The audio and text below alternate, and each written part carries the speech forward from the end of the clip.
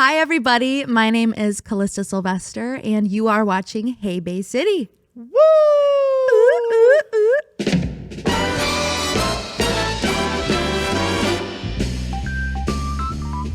You're so fun.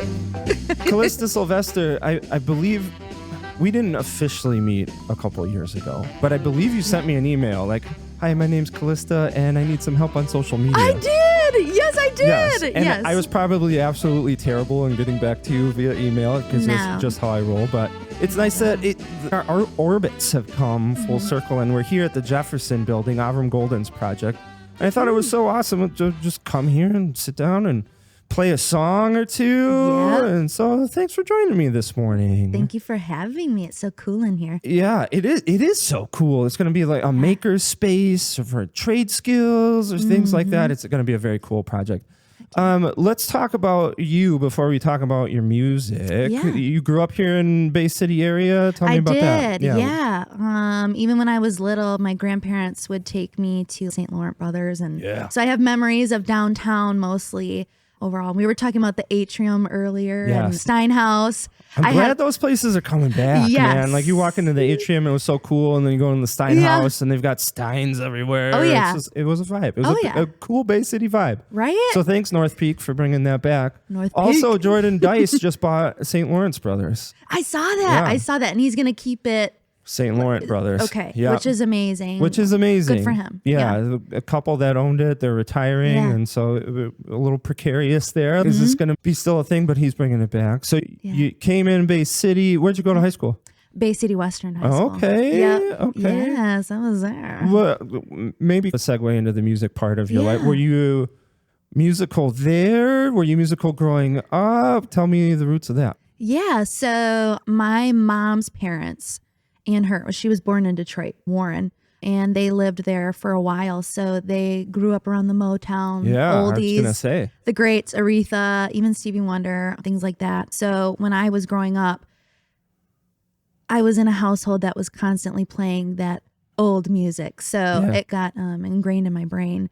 And I remember just singing along to it. And it was just like a chill thing. Like my mom would sing all the time. My sister sings, and it was just like a fun thing to do. And nobody ever took it seriously. Yeah. And well, I think at that age, it's important to just be surrounded by music and have fun with it. Absolutely. It's similar to sports, like kids' sports. You can really have fun at baseball, but you can also go to baseball every single day for the rest of your life, and you end up losing some of the love of it. I love kind of the informal nature of just I'm surrounded by music all the time, and it's good. Fun. Yeah, and music is love, and music is good energy. So we always had music playing in the household, and like I listened to stuff I don't think normal 8-year-olds listen to, but I ended up doing "Killing Me Softly" by the Fugees for a talent show. And everybody was doing like Taylor Swift songs. I was like, let me come in here, do some Lauryn Hill. And I just wanted to be Lauryn Hill at the time, and I just picked up on it and that style.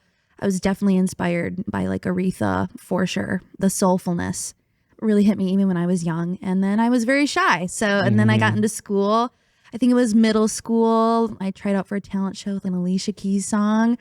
I did it. And it was like I don't know, like when I first went on the stage, it was just me and the stage and nothing else. And my mind shut off. Really? Like when people talk about meditation and things like that, I'm like, that's how I feel when I sing. I can shut all of my tabs off in my head. See, that's interesting to me because we were talking before we started recording. At one point, I was in a music performance program. And part of the reason I left that program is because I am terrified of performing. Like I would sit up there and I'd put my fingers on the keyboard. We did juries, which was like your semester exam. And so everybody from the music department would sit at this table, literally like American Idol, only not as fun. And they would sit there at this table and you would walk on stage and you'd play a piece and they would judge you. And I sat there at the keyboard for probably 3 or 4 minutes because my fingers were trembling so hard I couldn't even play. And I said, this is not for me. But here you are saying, no, this is my happy place. What is it about performing? Is it the music? Is it the audience? Is it both of those? I think even going back to growing up, energy was a big thing with my family. We were very spiritual growing up. So I think it's the energy exchange between the audience and the artist and giving something back and taking what they have. And it's just this beautiful little exchange. And Again, I was a weird child because why do I think of that stuff when I'm that young? But like, it was just, it was that factor, but it was also just, that was the time that I could be fully myself with no judgment from myself. So if that makes sense, like, even if there were people judging me out in the audience, I knew what I was doing in the moment was the best, my 110% or whatever you want to say. I don't know if I'm making sense. No, that makes a lot of sense, especially in the creative world. I mean, there's so much self-consciousness and am I good enough? And unfortunately, a lot of creative folks, musicians included, we never really get to see their work because of that. And the world doesn't do them any sort of favors, because as soon as you throw a piece of work or music or a photo on social media, everybody's going to come out and say what they're going to say. And so I mean, that's a gift in and of itself to be able to say, I'm here in this moment. I'm giving you the absolute best I can, and I'm cool with that. Yeah. It's a passion. It's just what you love to do. It's doing what you love to do. Like, you play organ and like, you fucking love that and you're good at it. Oh my God, I just said the F word. Oh my God, I'm so sorry. That's fine. That's fine. We'll just need to edit that out and post, and apologies if I don't. So sorry, Mom and Dad. So you, was there an age or was there a moment where you were like, I'm into this more than just, this is my hobby, this is what I want to do? Absolutely. Okay, tell me about that. Yeah, I had a 9-to-5 job in corporate, actually, for a big company around here. And it was great working there, but I hated it. I hated the people were amazing, but I hated like the actual work. And I was like, how am I going to do this the rest of my life? Like, I genuinely don't enjoy it. I don't get to talk to people. I'm behind a desk all day, and some people love that and they're so good at it, and kudos to them. That's amazing. But it just wasn't for me. And so I think it was at that time I was like, what do I really want to do with my life? And you had friends being like, I'm going to college, I'm going to university, I'm living in the dorms at this point. And so everybody was going their separate ways, and I felt like I was stuck, which a lot of people do when they get out of high school, right? So, and there's a certain freedom that comes with college. I mean, especially at that age, you don't really have a concept of being saddled with infinite debt. And so you're just like, yeah, cool, I'm off at college. Yeah, partying, man. Yeah, party on. So I got to experience the fun parts of college because I could go and see my friends, right? And then I would come back and just work my job. But I did the community college route for a little bit as well. And I ended up quitting just because I wanted to dive into music. And it was a big jump and it was a big risk. But I would say the biggest part, I wish I could say it was me who fully decided to do that, but people were pushing me. Like it was people like in the circle of like my closest people, like taking the time out of their day to say, hey, like you really need to do this. And they believed in me more than I did in myself at the time. And so I'd say that with a combination of what I was doing at the time really pushed me into thinking about taking the risk and pursuing music like that. So I obviously do not have a career as a musician, but when you said risk, it's similar to starting a business. Yes. Where you really want to be 100% sure, but you're never going to be 100% sure. Yeah. You're going to be like 70% sure or 50% sure. But I love what you said about folks really supporting you and pushing you and saying, hey, like you're 50% sure, but we're 75 or 80 or 90 or 100% sure. So do this thing. About how long ago was that when you finally took the jump? I probably was 19. Oh, I think it was 19. Okay. I'm 23 now. So, but it was a teacher that works at Central High School, actually, Lori. She pushed me a lot to do it, and my parents as well. Awesome. So good job, Lori and parents. Good job, Lori and parents. You guys are awesome. Shout out. Yeah. Well, I mean, teachers, parents, you are so important. Absolutely. And you need to see something in kids and say something to kids. Yeah. And I talk to so many folks who are like, that teacher in 8th grade is responsible for me being a teacher or a musician or whoever it is. And you've affected, I don't even need to know. Like, I know you have, like being a teacher, somebody's out there doing something because encourage them to do Hopefully, 5th and 6th grade class. Do something good with your lives. You better become president. Yeah. So I assume when you made that leap, you left your job, or I did you? Okay. So it was, I forget what it was, a co-op. So it was co-op. So it coincided with on my college. So I knew if I quit one, I'd have to stop the other too. So it was like a wow. double whammy. Yeah, it wasn't just leaving a job or just leaving school. It was everything I was comfortable with. And like everything else that my friends were doing, I went the opposite way. And it was just, it was nuts, but we did it and we're in a good place. Yeah. So it was worth it. You took advantage of being 19. That's right. Which I think is a great encouragement for teenagers, young adults, because I think back to my life, and this is like me not waning nostalgic as an old person, but that 18 to 25, like go and do stuff, go experiment, like get your jobs, go to school and things. But you've really got to figure out what you want to do. And the only way that you're going to do that is by doing. Absolutely. And it sounds like you took this jump to say, hey, I'm going to figure out if this is my thing. Yeah. So you left your job, you left school. Then what's your next step? Yeah. So I had managers at the time. And I went through a couple of them.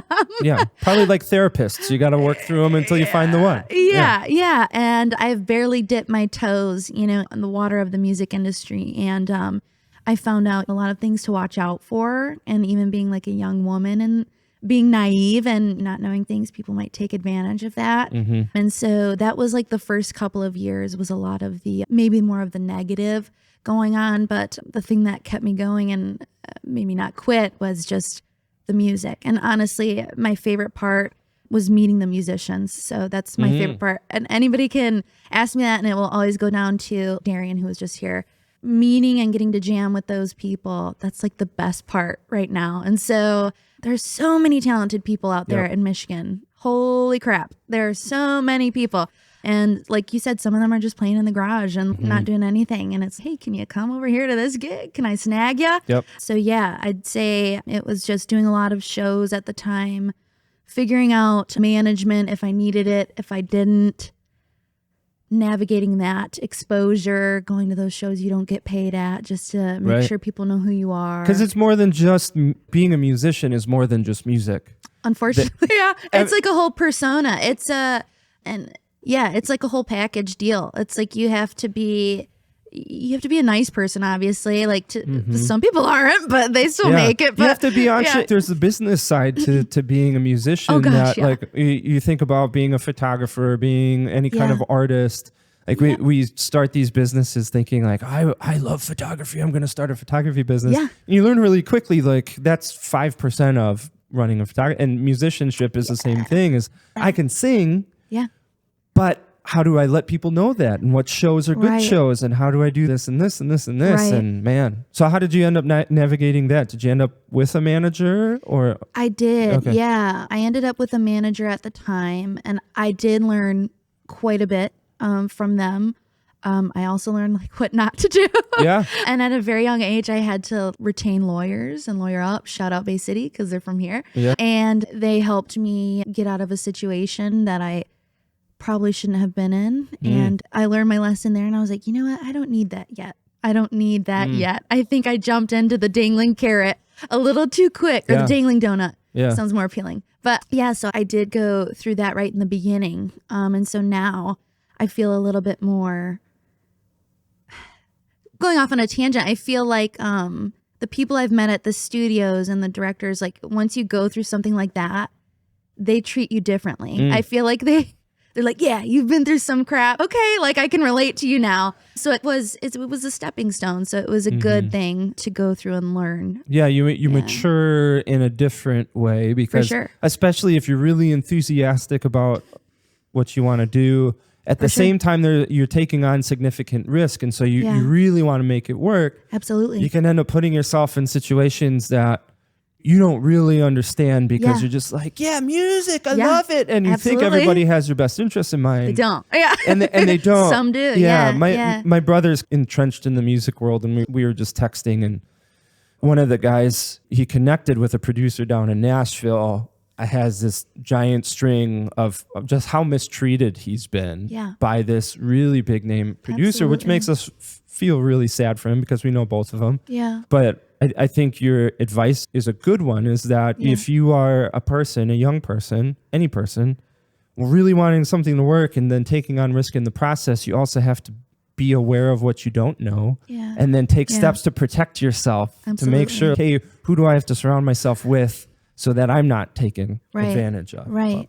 Yeah, be cautious and still be yourself. There was that balance I was trying to learn of. You can be cautious, but you don't have to lose yourself in the process. Yeah. You don't have to be closed off completely, but just keep your close circle. Find those close 2-3 people and have them around with you. Like you don't have to be alone. You can definitely do that. And I'm lucky because obviously my parents support me. That's not always the case with these young artists and musicians. So I was very lucky in that. But yeah, you have to go through the bad stuff and it'll continue.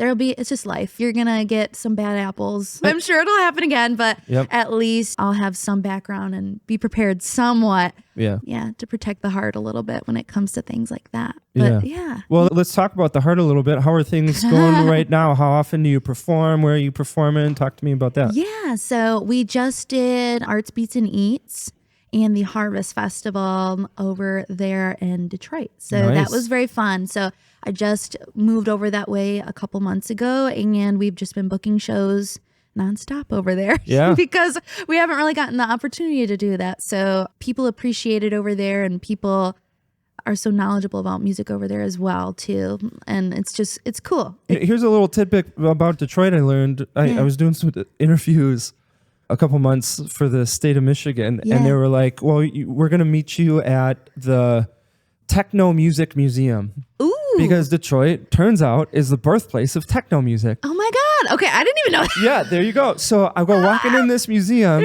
and I'm talking to, I'm sorry, man, I'm blanking on your name, but you're amazing.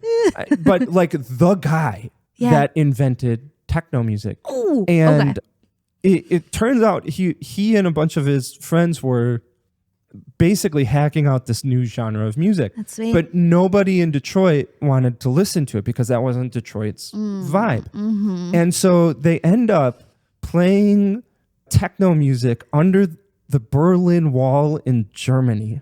What? Yes.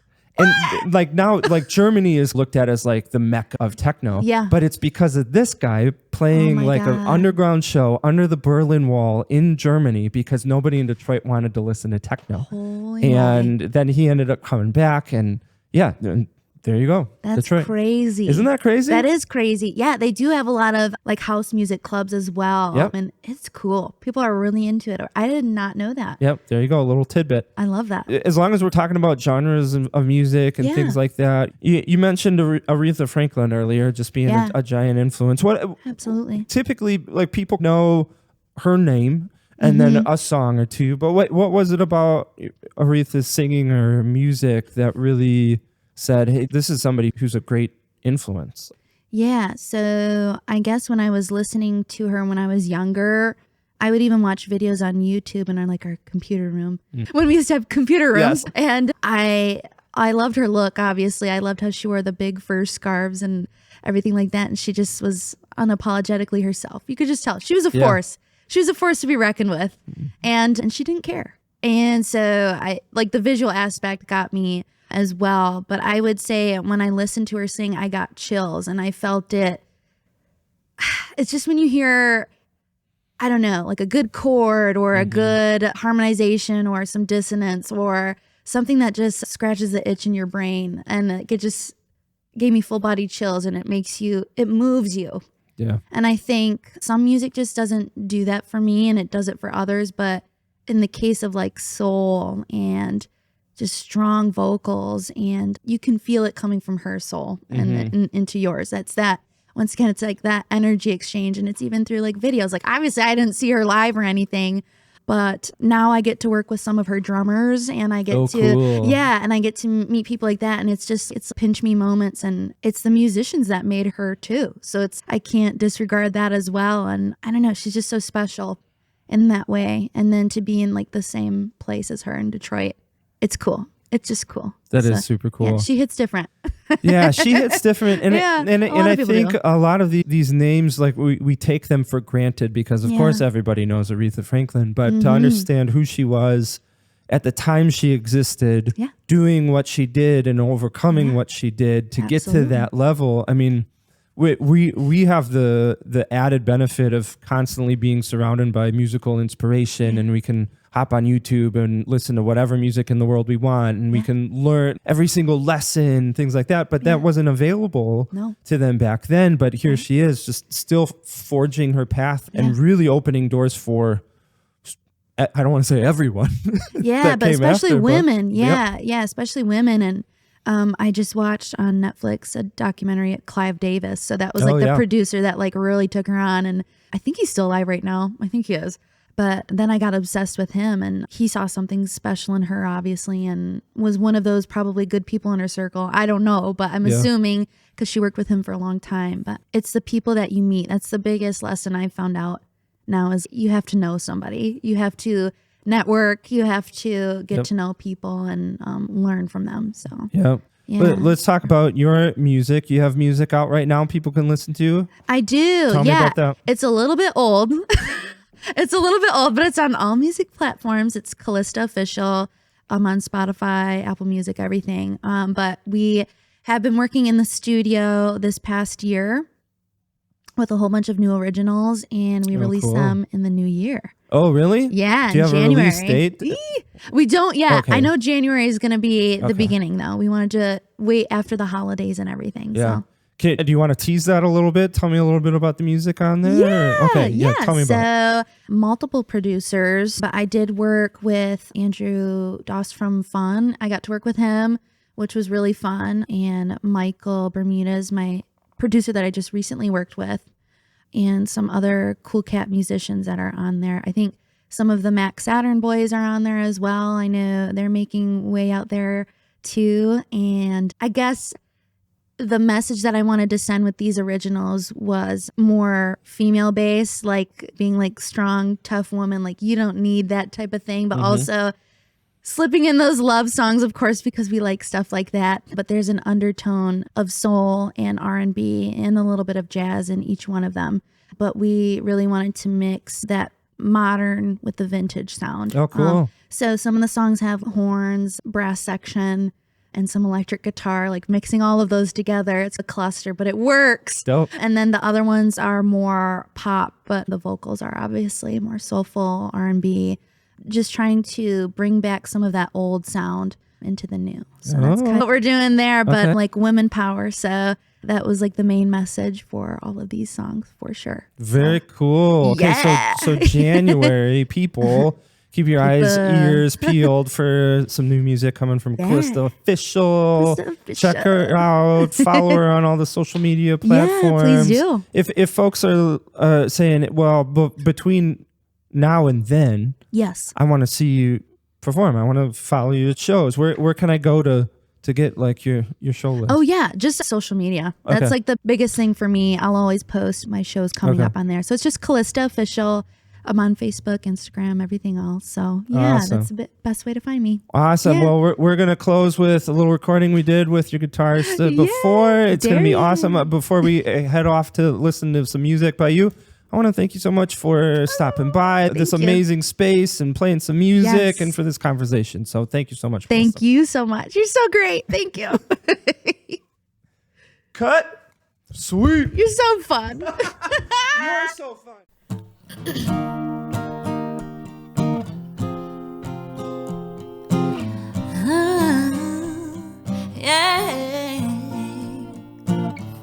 Can't go back and rewind. They said you were a lesson to learn twice, telling me it's forever when you're telling those other girls to. Bought me all of those diamonds, now they're turning my fingers blue.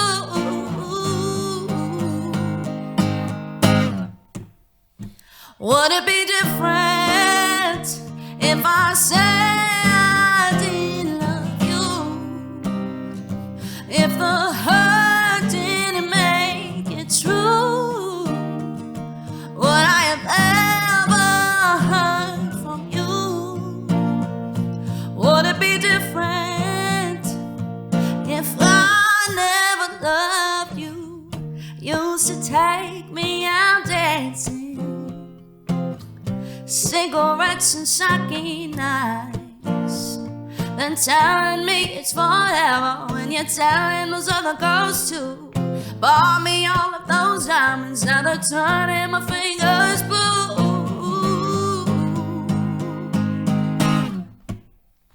Would it be different if I said I didn't love you? If the hurt didn't make it true, yeah. What I have ever heard from you. Would it be different if I never loved you? The hardest parts when it's raining, all those moments we were saving, touching in the dark, won't you choose my heart? Would it be different if I said